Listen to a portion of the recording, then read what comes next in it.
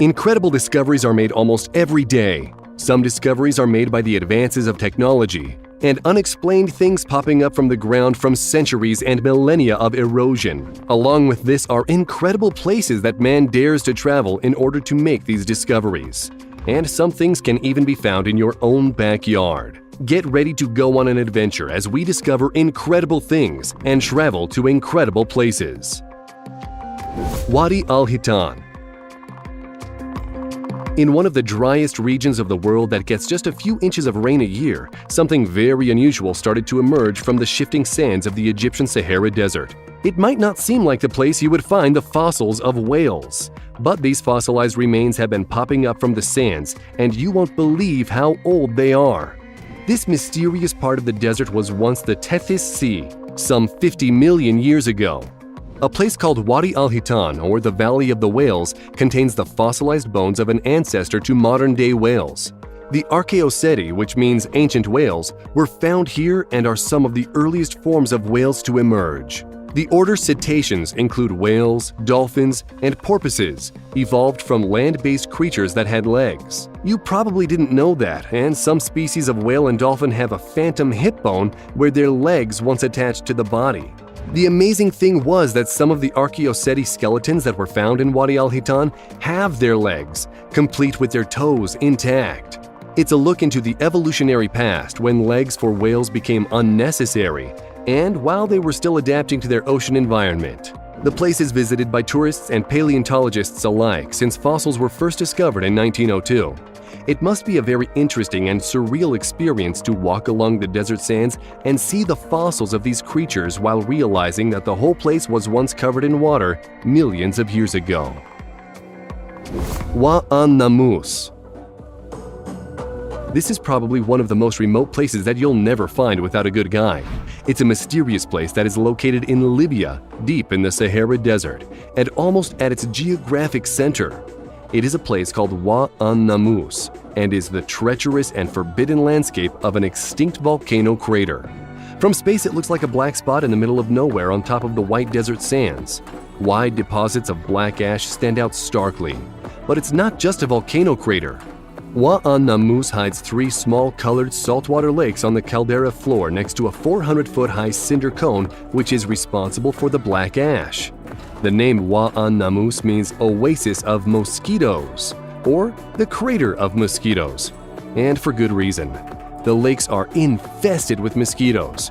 And if you plan on camping here, you better have an insect net or some heavy-duty repellent. The strange but common phenomenon in the Sahara is the occurrence of potable water that is found at the same elevation as salt lakes. There literally is a freshwater oasis here, right in the middle of the Sahara Desert. Long ago, this place was used by caravans as a fresh supply of water on journeys through the desert. It certainly would make an interesting vacation destination. Just don't forget about the mosquitoes. Atacama Sculpture. Sometimes something doesn't have to be natural or ancient to get your attention. The scorched landscape of Atacama. It stretches for hundreds of miles on both sides of the Pan-American Highway, and it looks completely undisturbed by humans. That is until you get about 47 miles southeast of a town called Antofagasta. There, sticking up from the ground and breaking all the monotony of the desert, is the giant sculpture of a hand that is 36 feet tall, sticking out from the sand. It is the work of a Chilean sculptor by the name of Mario Irahazabal, and it was made back in the 1980s. It turns out that the motion of hands rising from the ground is an obsession of Irahazabal, and he's done several of these. Still, it would be a totally bizarre experience to be driving along the desert and suddenly you see a hand popping out of the ground as you drove towards it. The Antarctic Eruption Mystery. There is a place located in Antarctica's South Shetland Island group that is called Deception Island, and it was named this by an American sealer named Nathaniel Palmer because of his surprise that this outwardly normal-looking island was actually a horseshoe-shaped ring of rock surrounding a flooded bowl. But little did anyone know at the time that this island is the remnants of an explosive volcanic eruption that happened 3,980 years ago, give or take a century.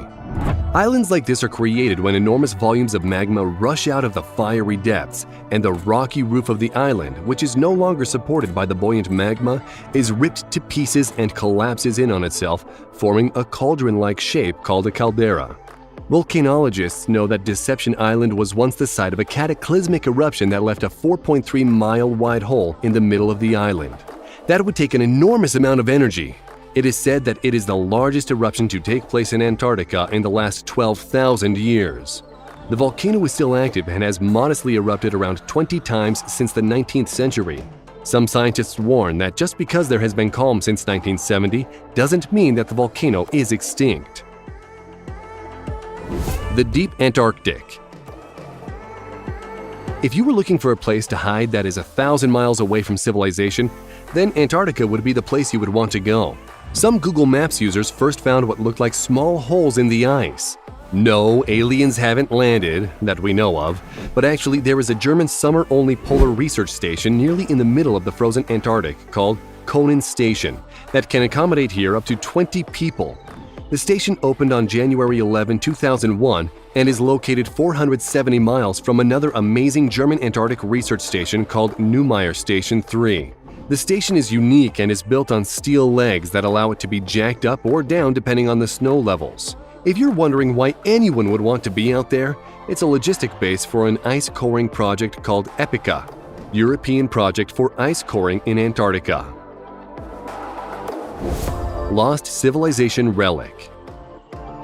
There may be many ancient civilizations out there that have vanished without a trace for unknown reasons. Sometimes these lost civilizations leave traces of their existence behind that is lost or buried for centuries, until erosion brings them to the surface. It would seem that one of these ancient relics was found when a huge stone sphere was discovered in Visoko Valley in Bosnia. An archaeologist by the name of Semir Osmanagic, who is also known as the Bosnian Indiana Jones, says that the 10-foot wide, 3-meter stone ball was made by an unknown civilization that lived in the area 1,000 years ago. It's quite the claim, and when looking at the stone, it really does look like it could have been man-made. Photos of it kind of remind us of the Death Star. But the interesting opposite is kind of mind-blowing. The very large stone ball is dark red and brown, which points to it having a very high iron content. This leads experts to believe that this is a naturally occurring spherical rock called a consortium. That's right, the Earth makes perfect spherical balls of iron. Consortiums are strange in their own right because they are often formed in bizarre, lumpy, or spherical shapes, and they come in all different sizes. They are made when very small mineral particles glue together to form a kind of cement between larger grains of sand or dirt. These consortiums are often harder than the surrounding rock, and over thousands to millions of years, they will be the only part of the rock formation that remains, unearthing striking patterns and shapes. Abandoned missile base. Old abandoned places are kind of creepy no matter where they are. Of course, some sites are creepier than others. In Turisalo, Estonia is a place that is a relic from the Cold War and an area that has been lost in time. This is a nuclear missile hangar built by the USSR and a base where short and medium-ranged missiles with nuclear warheads were pointed at Western Europe.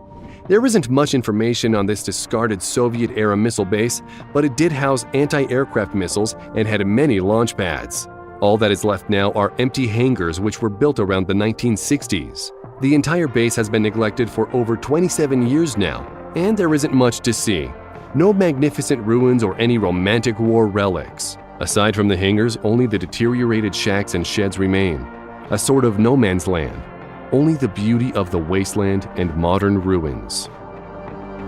Fallout shelter. While we're on the topic of the Cold War, there are a lot of things that were abandoned as it seemed the threat of nuclear war eased with the collapse of the Soviet Union. A man from Tucson, Arizona, USA, named John Sims had written online that he found an old 1960s nuclear fallout shelter in his backyard. He got a tip from a previous owner of the home that hidden somewhere in the lawn was a nuclear fallout shelter. Using a metal detector, John went hunting and got a signal from something large. He dug down into about a foot or so and hit something solid. It was a metal hatch that had been flipped upside down. After uncovering the lid, it was lifted up to reveal a round, narrow staircase that went straight down. Some of the steps had broken and fallen down inside.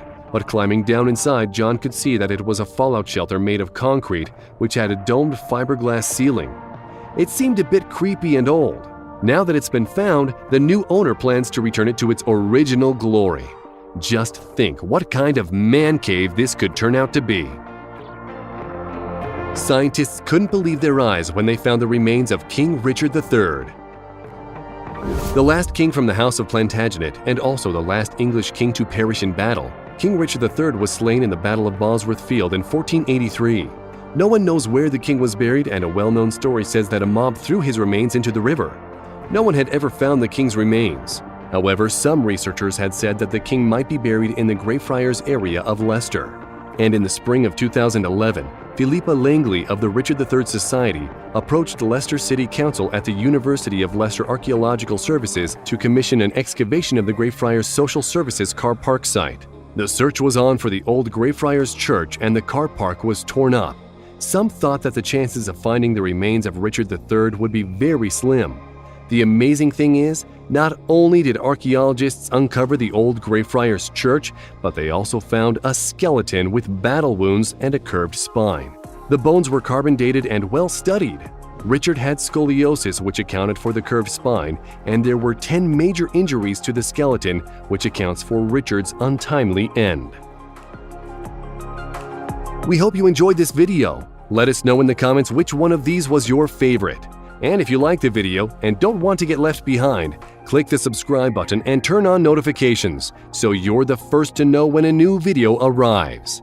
Thanks for watching, and we'll see you next time.